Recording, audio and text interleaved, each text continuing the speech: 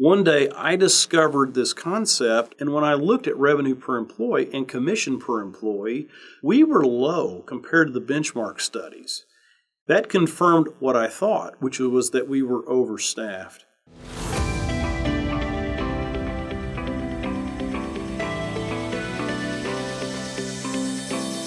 As an agency owner, you've got a million things you've got to do every day. So analyzing your business and analyzing your key performance indicators has to fit into your workflow. So let's just talk about the most important KPIs that you should be focusing on month by month. Let's start with EBITDA. EBITDA is earnings before interest, taxes, depreciation, and amortization. It's your bottom line adjusted for the things that are different agency by agency. You should know and measure your bottom line by your EBITDA, not net profit.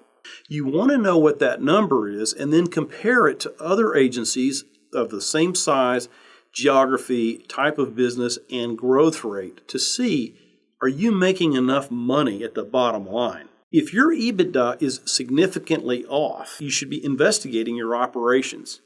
And here's my suggestion. Start with expenses. The average insurance agency wants to make 20 to 25% EBITDA. So that means that $1 in expense savings is worth many dollars of revenue. Many agency owners focus on the top line when they really need to focus on their expenses. And knowing whether your EBITDA is too high or too low given other agencies similarly situated will give you a clue.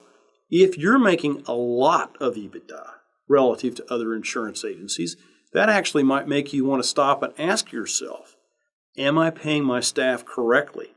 Am I correctly staffed? But just know that if you're making 30 or 40% EBITDA, you should probably be looking at whether or not you're actually investing enough money in your business to continue the growth at the rate that you want. If your EBITDA isn't where it needs to be, you can either adjust your top line, in other words, grow into your expenses, or reduce your expenses.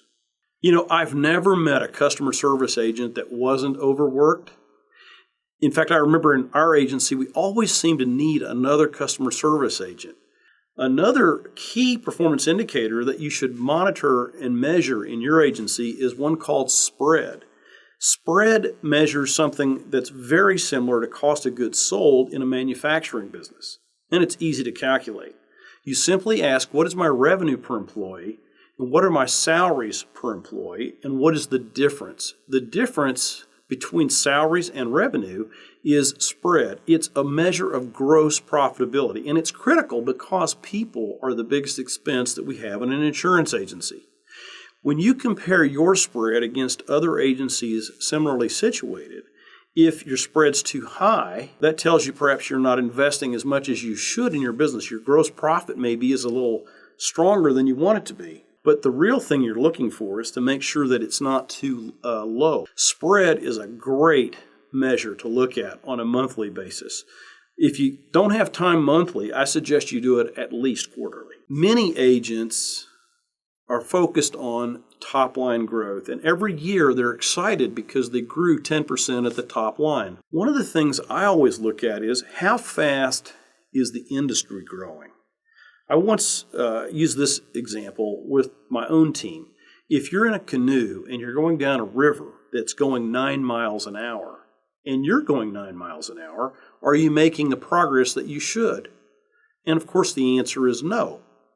Only if you're going 12, 15, 20 miles an hour are you going faster than everybody else. So one of the things that happens at different points in the market cycle is that we get the benefit of a lot of rate increases. Rate increases create what I call artificial growth.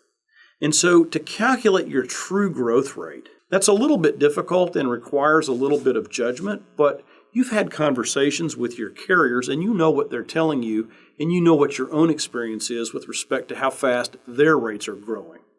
So the true growth rate is a function of, first of all, year-over-year sales minus year-over-year retention, and then either plus or minus what's happening with insurance company rate growth or decrease.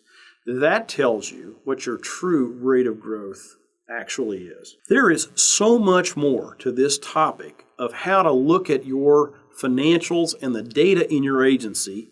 I want to invite you to download my short and easy to read book, The Future of Insurance is Data Driven.